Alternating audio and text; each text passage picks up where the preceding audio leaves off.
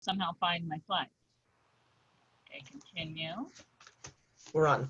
Okay, sharing the screen, and then find my slides. We're here somewhere. There they are.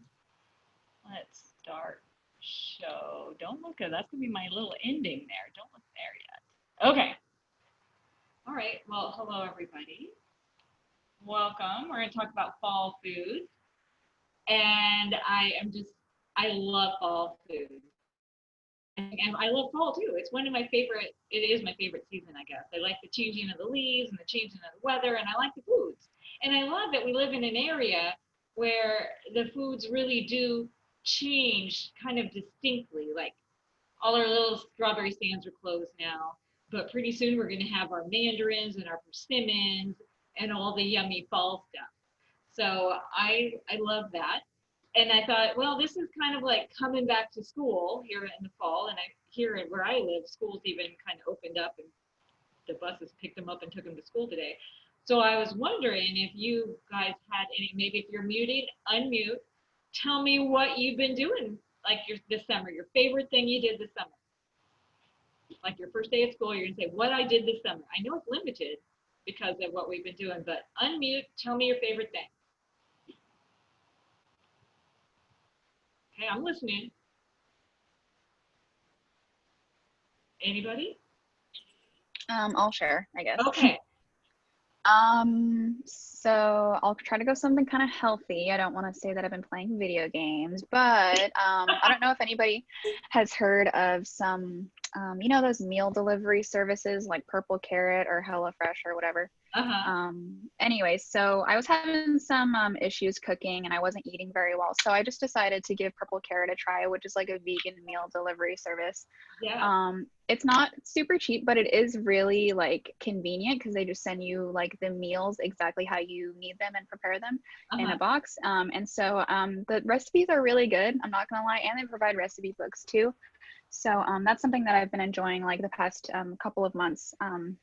Being able to like cook but not having to like think too hard, and then the meals end up being pretty good, and I have the cookbooks for reference in the future, so that's been pretty cool.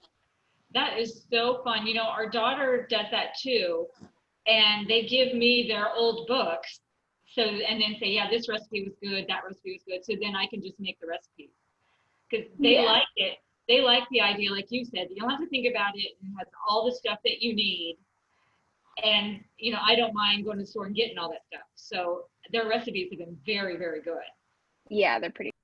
So thank you for sharing that. Okay, anybody else have any fun things this summer?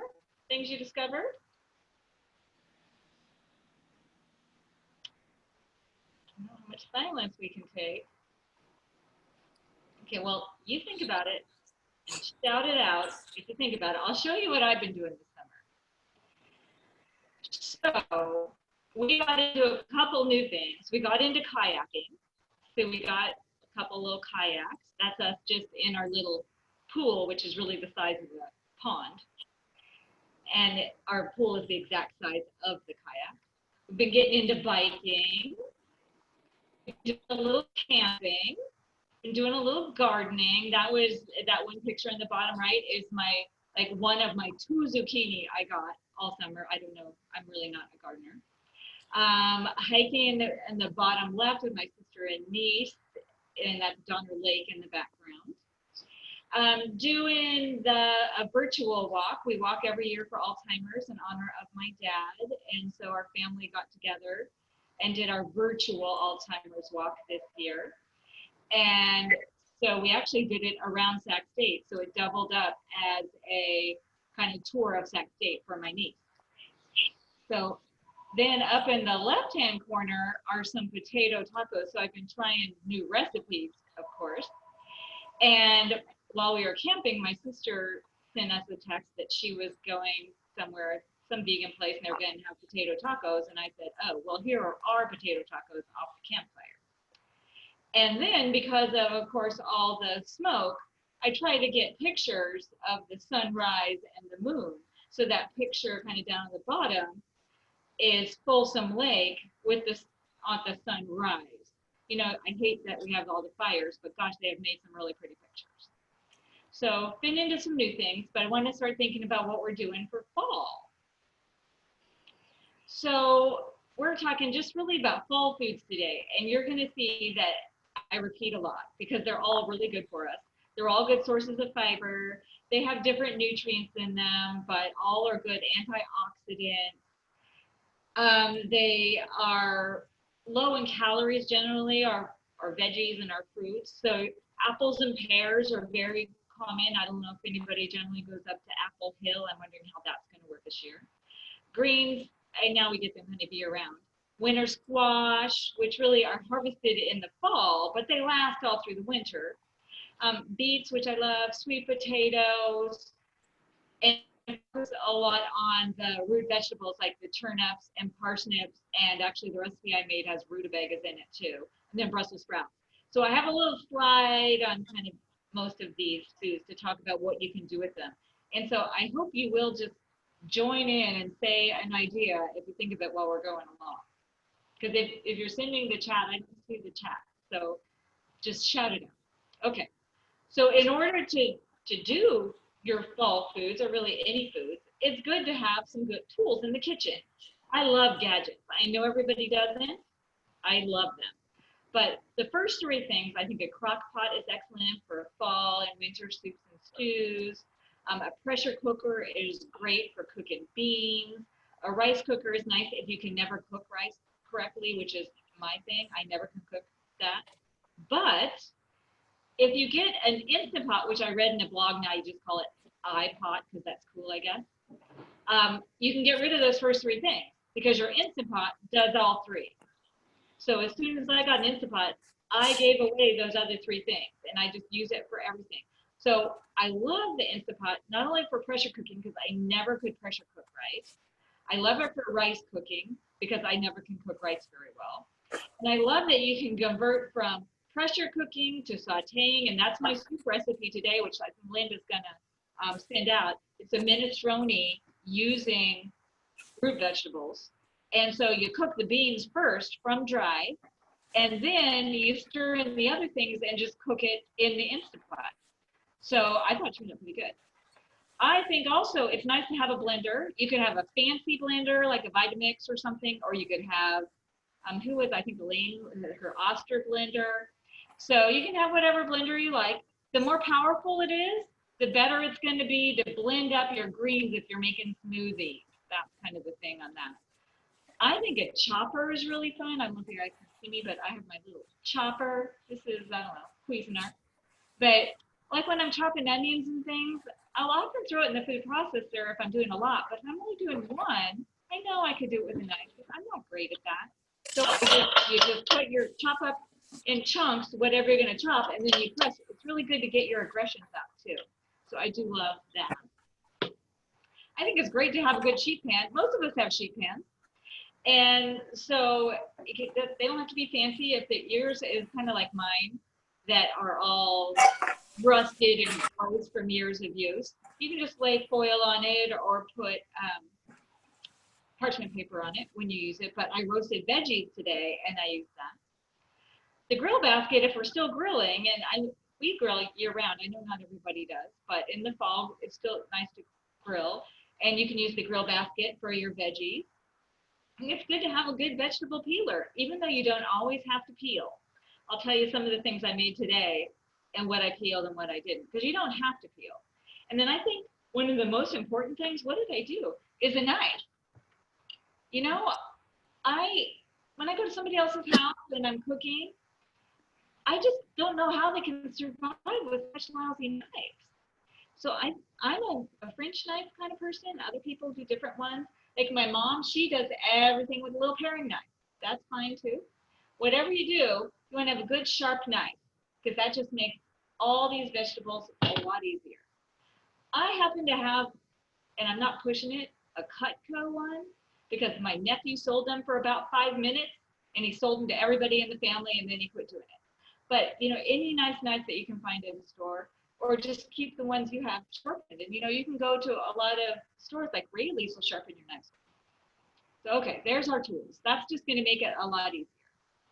So I'm kind of starting on my list of fall foods. Apples and pears are big ones.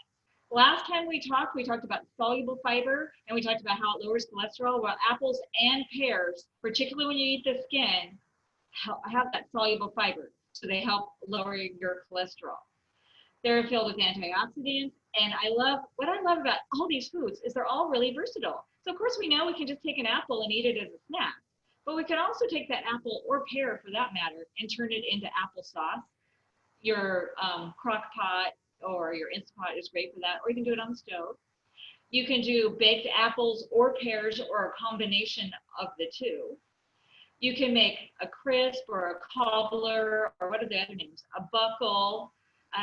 They're all just have little different toppings, but you can do that with your fruit. You can put them in salads. You know, a nice spinach salad with sliced up apples or pears is so tasty before our mandarins come into season. Throw them in soups and stews. I know that seems weird, but I've got some recipes that actually call for an apple. You can also take those apples and pears and add them to your oatmeal. You could take your microwavable bowl, and you could chop up an apple, put it and cook it a little first, and then dump your oatmeal in and your water and cook it. And then you got a nice apple oatmeal. So I think they're really great. I'll show a little recipe ideas later. And then winter squash. Remember, it's harvested in the fall, but it's got that thick skin on it. It's going to last all winter. Excellent source of vitamin A and C. Whenever you see the orangey things or green, they're full of vitamin A. They're a great source of fiber. Now, compared to all the other vegetables, your winter squash have a little more starch in them. So calorie-wise, they're a little higher in calorie. They're a little bit more carb. But that's okay. They're good, healthy foods. It's funny. I was at Costco yesterday with my mom, and I was going down this aisle that's like keto and paleo and no carb this and no carb that. And it's just so silly. If we're eating the right kind of carbs, we can eat carbs. These are the right kind of carbs. So they're very versatile. Here's a bunch of names of them, but I'm going to show you a picture. So here, hold on. Okay. Take a look at these. Tell me if you think you know. Some of them I didn't know. I had to look them up to see what they were. I think number 2 is a real obvious one. It's the butternut squash. Number 3, I had to actually write them down. Number 5, of course, is a pumpkin. That's the sugar pie pumpkin. That's the one. It's a little smaller and it's a little sweeter, so it's what they make pies out of. The big number 7, sometimes you'll see them even bigger. That's your spaghetti squash. That you can, you bake it, and then you can take a fork, the tines of your fork, and make little strings out of it. And I think probably everybody knows number 12, your acorn squash. The other ones are a little trickier, or ones we just don't use as much. So I really encourage you to try to use some of these. So number 1 is a kabocha, not kombucha like that drink everybody has. It's a kabocha. And I think it has a nice orange flesh, I believe, because I've used that one before. Number 3, I thought that was a pumpkin, but no, that's a red kabocha. And then number 4 and number 6 look so similar. And number 4 is a carnival. So they're usually really small, super cute. And number 6 is your sweet dumpling, which I just like to say sweet dumpling. So these are good. You can just slice them up. You know, the interesting thing about our winter squash is that you can eat the skins on a lot of them. Not the super thick, ugly ones, but, you know, for those 2 little ones or your acorn squash, you can eat the skin. So you could just slice it up into little wedges and roast it. These 2 particularly lend themselves to stuffing too. You can cut them and stuff them. Let's see, what else do we have? Number 8. This one was one, it's really big, and a lot of times they're really ugly. They're called blue Hubbard squash. It's one I can't say I've ever used, never done that one. Number 9 is a delicata. That's actually another one that's a really nice one to stuff. Like you would stuff zucchini, but you could stuff that delicata. Number 10 is your red curry, K-U-R-I. Kind of looks like a pumpkin. Seems like a pumpkin when you cut into it too. It really lends itself to stuffing. And number 11 is our buttercup. A little bigger, but real cute. So all of these, if in any recipe that calls for squash, you could almost interchange them.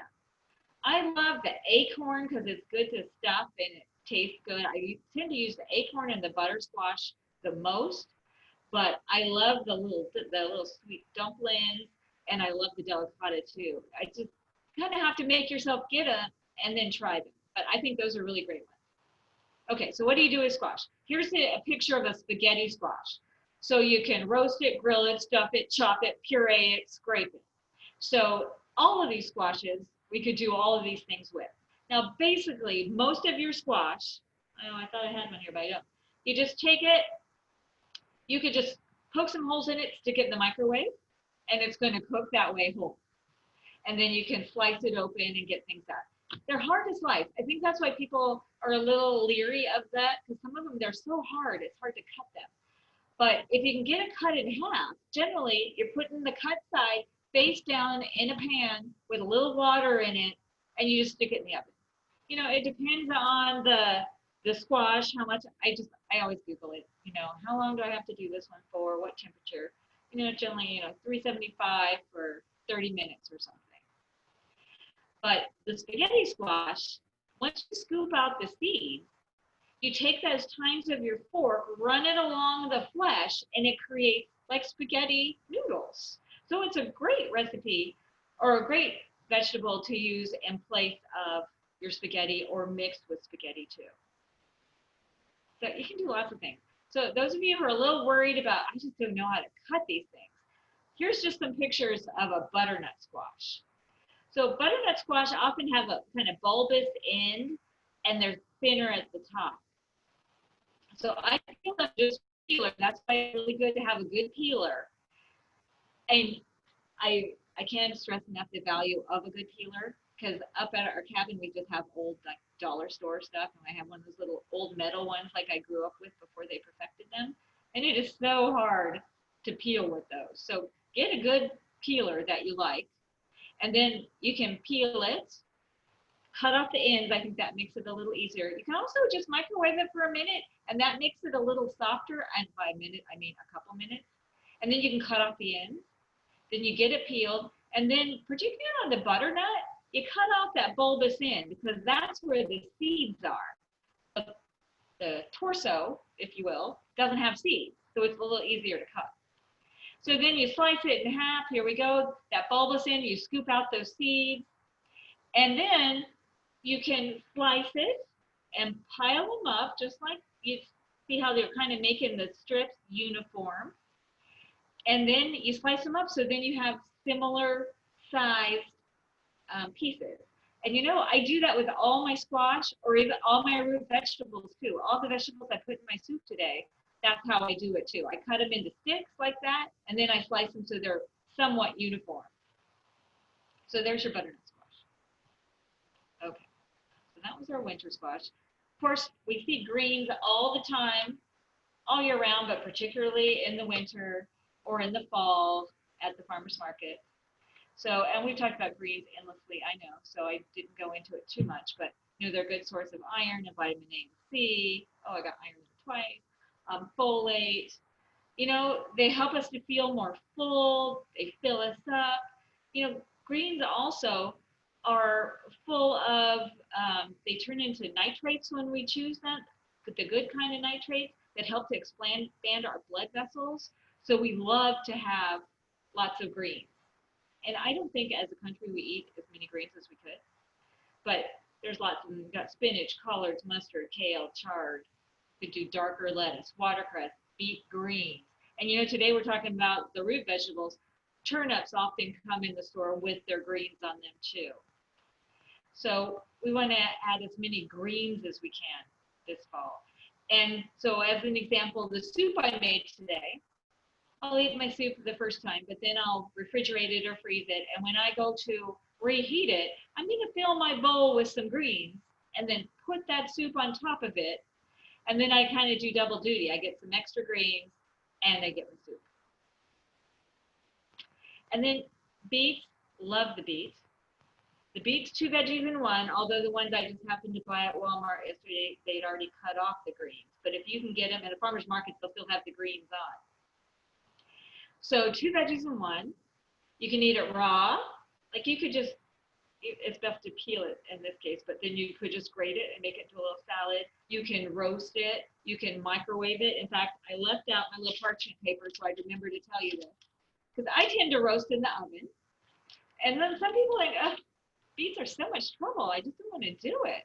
But you can take this little beet, cut off your stems, clean it up, wrap it up in a nice little bundle so that it's actually sealed, or it'll be easier to fold it like a little package.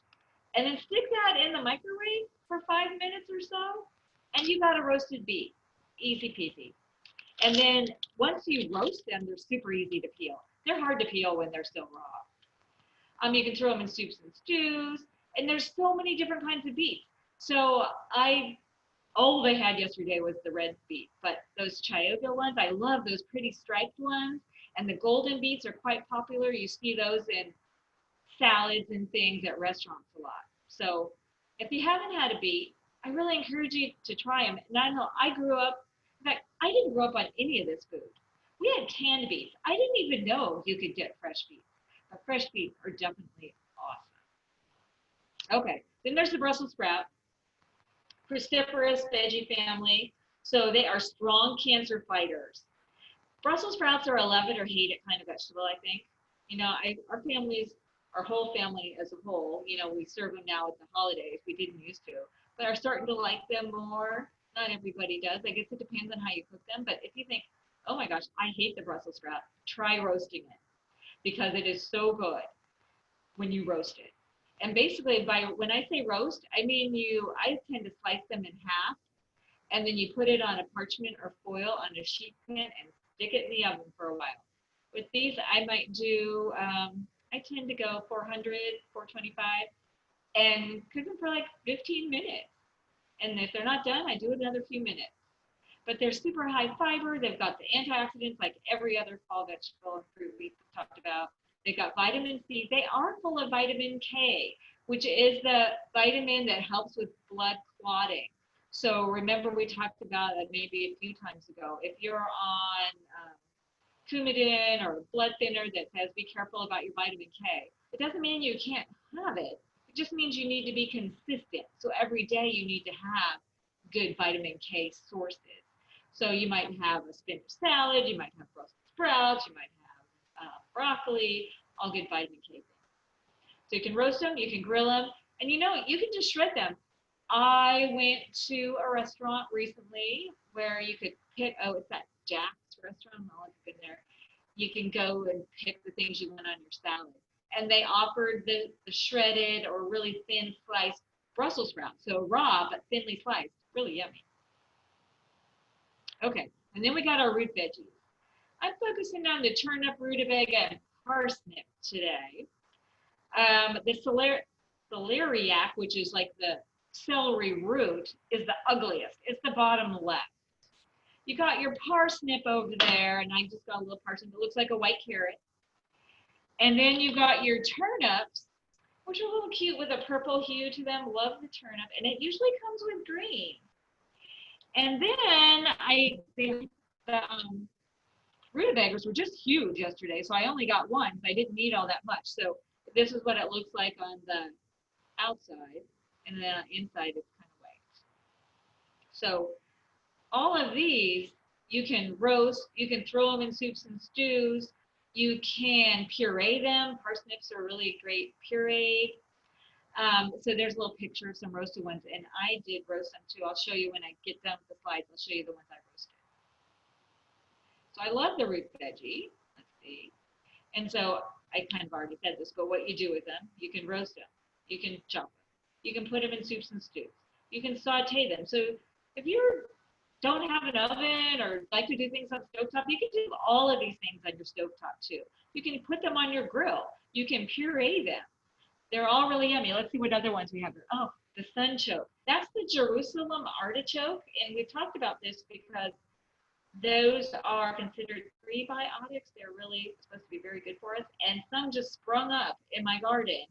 And I'm getting ready to harvest them, I hope. And Velma, if you're on this, will you tell me when it's time to harvest? Because I heard you grow them.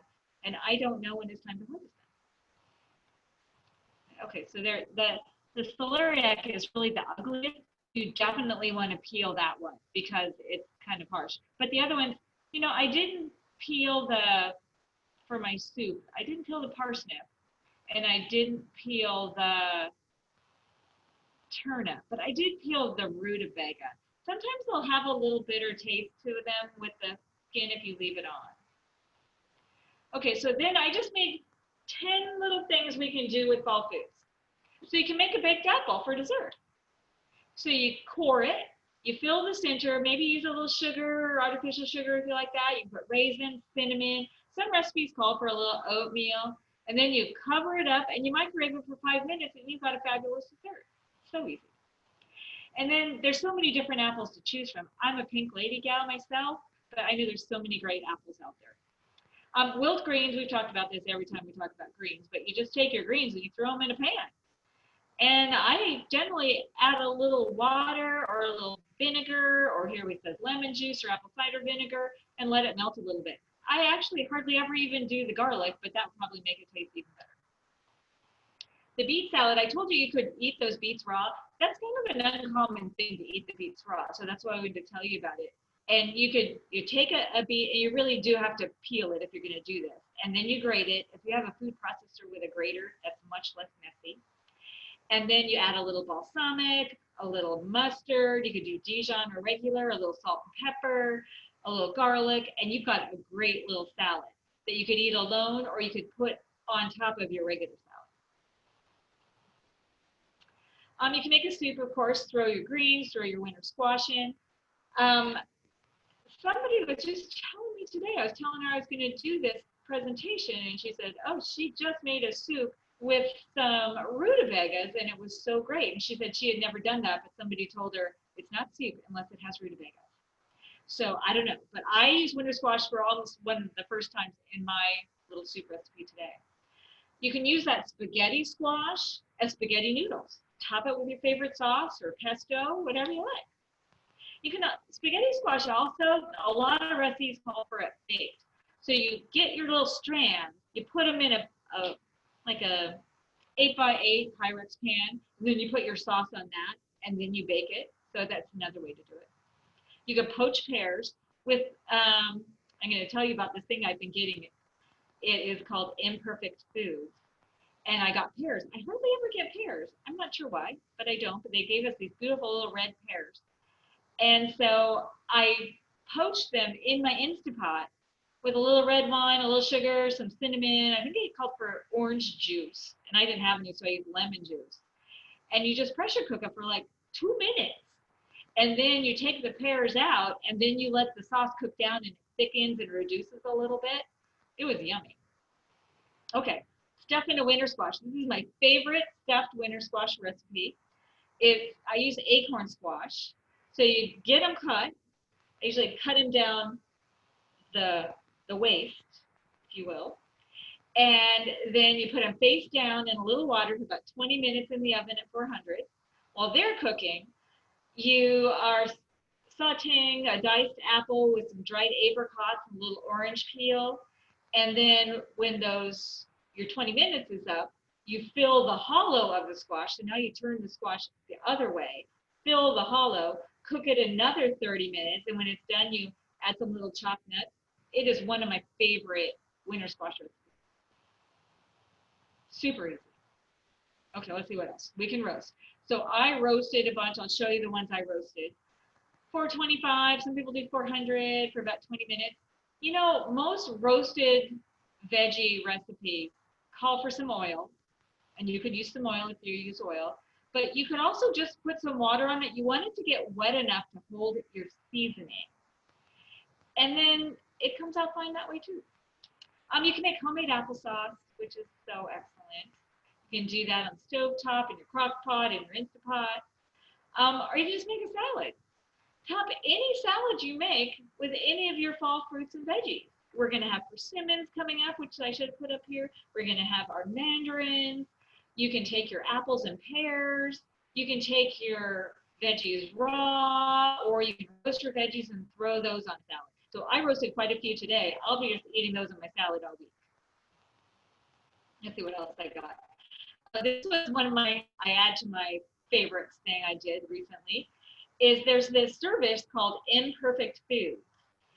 And they distribute, it's a subscription, but they distribute foods that are less than perfect. It's meant to minimize waste because, the way we are today, if, things aren't exactly perfect, they get thrown away. And so I've signed up for this Imperfect Foods, and you get this box and they deliver it however often you want them to deliver. I'm doing it every 2 weeks. I've only had 2 boxes so far. But this was in my first box. I didn't see anything imperfect about any of the fruits and veggies I got. Well, one of the peppers, how sometimes they have another pepper growing off of it? It had that. That was it. Everything else was fine. Now also, this is my first time, so I was trying to experiment. And they have a little grain package that you could do and a snack package. So those things in the back are, I got a big bag of the walnuts and a big bag of the raisins. And you're wondering, well, how can that be imperfect? Well, the way their things are imperfect is if somebody changes their label, the old things with the old label pretty much get lost or thrown away.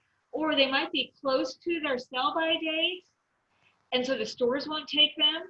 And actually, the things I've gotten so far have still been over a year of the packaged goods. So that's how you can get those things imperfect, I guess. But your fruits and vegetables might be a little discolored or a little misshapen. The box I just got yesterday, one of the pears had like a little nick out of it, but still totally fine. So also on the grains, I got a big bag of quinoa, a big block of farro, which I actually ever cooked farro, and then a bag of pasta. So I don't know, I thought it was fun. That whole box there with the grain and with the snack was, I think it was $35. But what I love about this, oh, we got a big thing of berries in the front too, is that they tell you the price of everything and you can pick what you want. So you're not stuck with what they send you. You can go online. In fact, this time I ordered a couple things that I thought I can get that.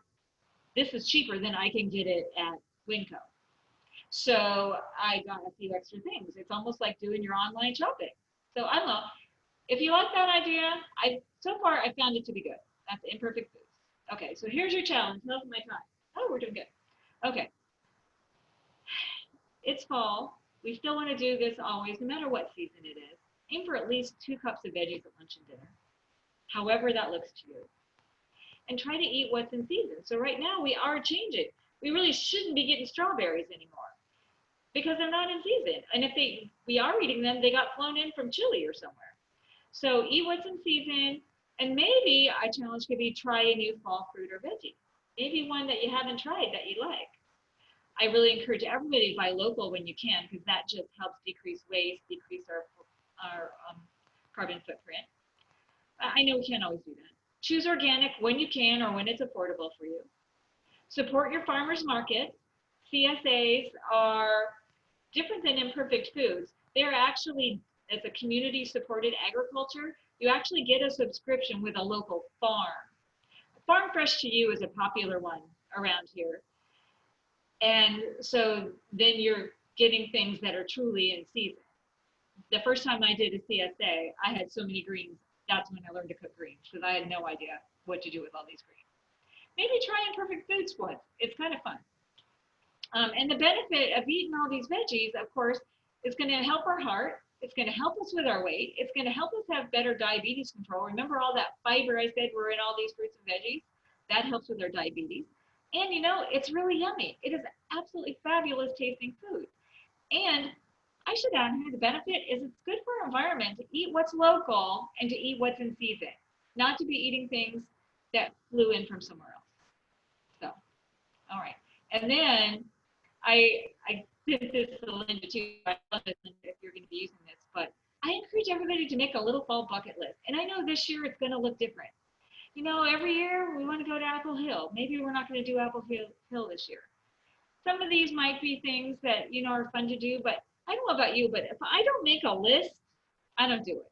And sometimes the summer's gone and I haven't done that hike I wanted or tried out that farmer's market I wanted to try that closes except in the summer. So I encourage you to make a little list.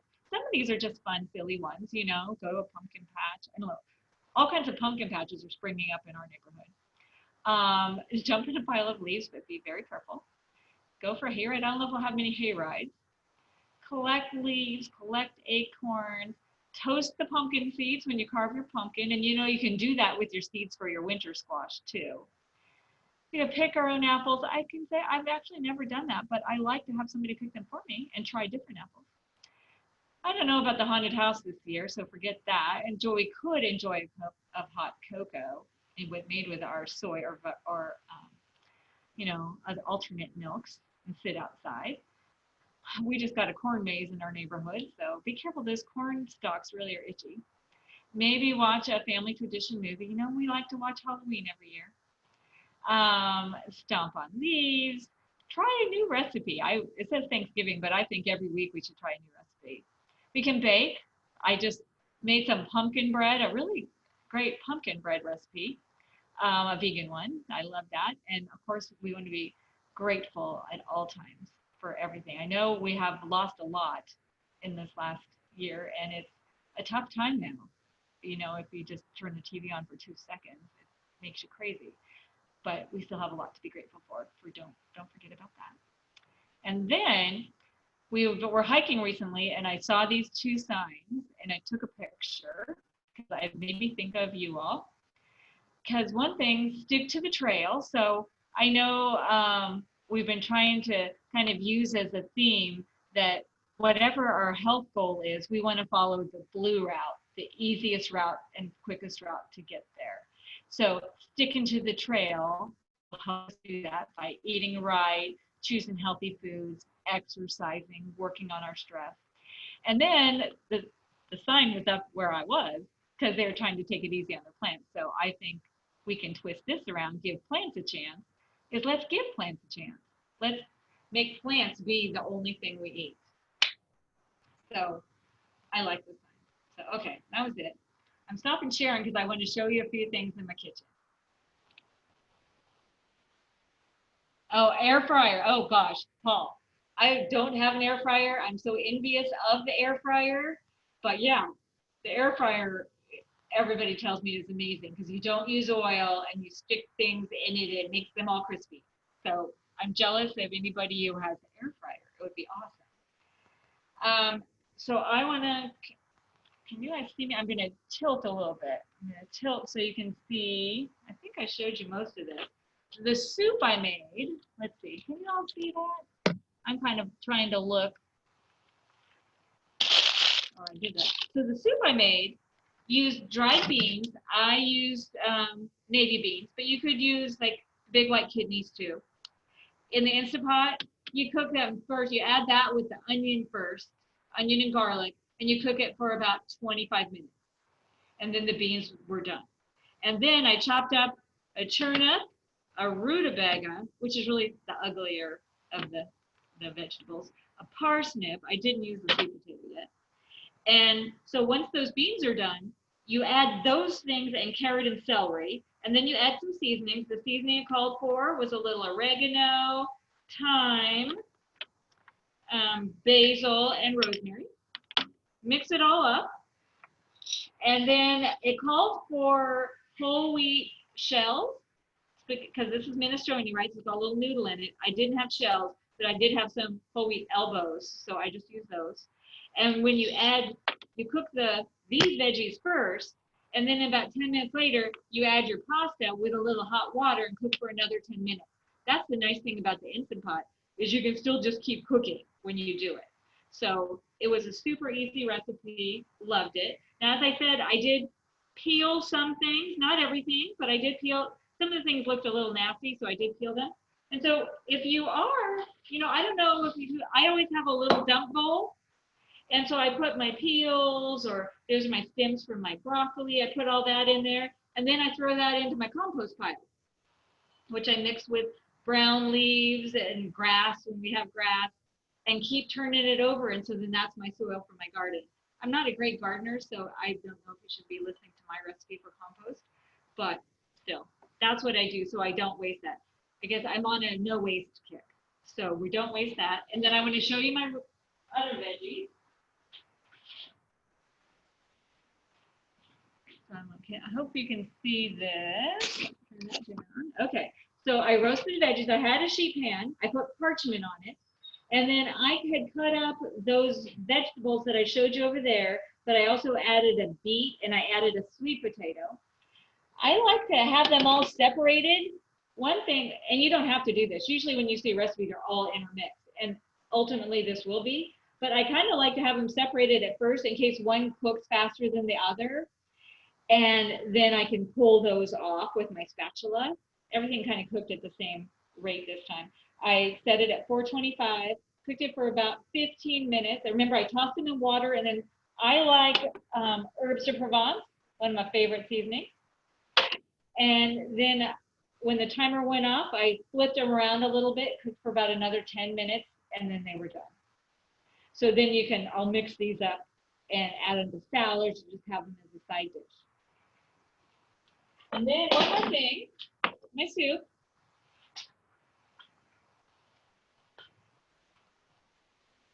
Now this soup, so if you see your noodles in there, oh, that one got a little crispy. And then my veggies and my beans are in there. I let it probably go a little too long, so it's more like a stew. It's a lot thicker. So I think when I reheat it, I'll add a little bit more hot water to it.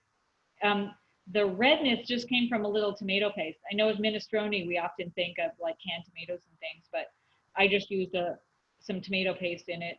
And there was no broth because when I cooked the beans and the onions and garlic, it just kind of created its own broth. And so it was really totally fine. So that's going to be my lunch. I wish I could share it with you guys like we used to. But that's it for fall foods. Any questions, any comments, any things that you do that we should be talking about? One thing about the celeriac, that's really good in stews. It's a mellower celery flavor. So sometimes celery stalks can be a little harsh.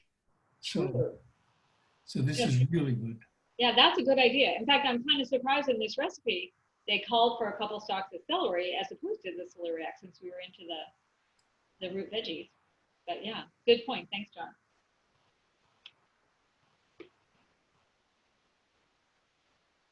What else we got?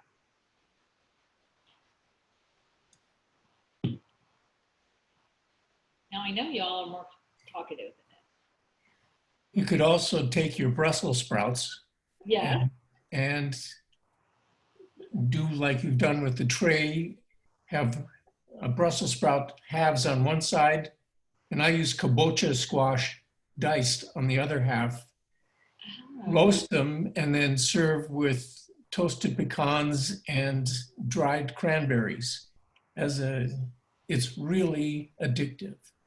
That sounds so good. That sounds like perfect Thanksgiving food too. It is. So, yeah. In fact, when I was even making this soup today, I thought it smells like Thanksgiving in here. Yeah. Okay. Thanks for sharing that. That's a good idea. Any other fun recipes, ideas, fall foods, things you're going to try or have tried?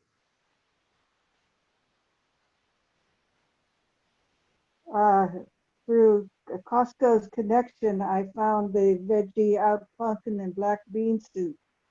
It was very good. Oh. It had oil, but I didn't put the oil in it, and everything else was, light the green onions and bell peppers, and of course a can of pumpkin and black beans. Gosh, that sounds really good. You need to share that recipe with us. I thought I was going to say, I'll send it to Linda, then she could share it out. That sounds good. It was through the Costco. I mean, the other ones, usually the Costco connection, they always have it high-fat food, with meat or chicken. But this one just sounded so good, and I made it last week, and I've been having it all. Oh, good. And that's a good point too, Mary, that when a recipe calls for oil, you don't necessarily have to use it. You definitely don't have to use as much as they say. A lot of times they're totally fine without it. So that's a good point. So Debbie, check the chat. Oh. All I see is about the air fryer, and I love the air fryer idea. I personally don't have one. The air fryer is on my list of appliances I want, and a dehydrator. But I think the air fryer would be good. In fact, you know, what was the name of the gal who talked about purple carrot? That was me, Soraya. Oh, hi, Soraya. So one of the recipes that I made recently from the purple carrot, it called for the sweet potato like fries. And I wish I did it in the oven, but you know, they weren't like fries. They were good. They were like sweet potato. But I wished I had an air fryer because I thought that would be perfect. Yeah, I wish I had one too. I bet fries would be really good in there. Yeah, definitely. But another recipe I tried from that purple carrot, it kind of went with that, was a quesadilla with black beans, and you kind of smeared your black beans on the tortilla shell, and then it used kimchi, which is usually like what you have in Korean food, pickled vegetables. And it's not something I generally eat very much of, but it was very interesting flavors. Really good. You know what? I actually made that recipe too, so I actually know exactly what you're talking about. I'm not gonna lie, I wasn't really a fan of that one either, but I will say the last one I made this past week was the tomato bisque with roasted cauliflower and quinoa. It was amazing. Ooh, it that was sounds really good. Okay. Yeah, I kind of like, it would be perfect to kind of do like a demonstration or to talk about that, but it has coconut milk in it and that has saturated fat. So I'm trying to think of like another recipe that would be good, or maybe like a substitution that would work a little bit better. But yeah, it's kind of hard to do savory recipes without like oil and stuff like that. It does change them. You're right. You're right. But that sounds good. Tomato bisque. I just got a cauliflower in my Imperfect box, so I need to use that. So I might try to look up that recipe. Yeah, you should. Okay. Anything else, you all? Do you love fall? Or am I the only one? I love. Good. So Debbie, you need to send me the pumpkin bread recipe. Oh, okay. All right. And so where do you get these purple box recipes? You can just Google them. But people who have the subscription get like a little magazine. And I guess and Trey, you'll have to tell me, but I think you just get to pick like the couple dishes or all of them or whatever. So then they send you all the stuff. But it has the recipe in this little book. So Tracy might give me their little book. But also after they made the little quesadilla for me, I Googled the recipe and it was right there on purple carrot. So purple carrot recipes. I don't think they keep it a secret. Okay.